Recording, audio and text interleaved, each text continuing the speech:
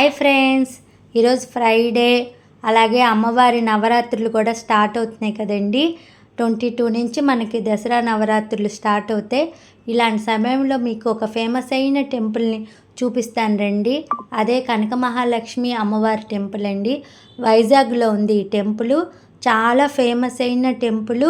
ఈ టెంపుల్లో ఒక విశేషం ఏమిటంటే మన చేతే దగ్గరుండి అమ్మవారికి మనం అన్ని పూజ చేసుకోవచ్చు. పాలాభిషేకం మన చేత చేపిస్తారు.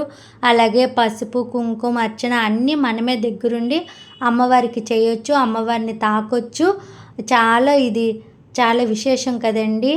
కానీ కొంచెం దర్శనం లేట్ అవుతుంది, ఎందుకంటే ఒక్కొక్కళ్ళు అమ్మవారిని తాకి పాలాభిషేకం చేసి అన్నీ చేస్తారు కాబట్టి లేట్ అయినా కూడా అమ్మవారిని మాత్రం బాగా దర్శనం చేసుకోవచ్చండి.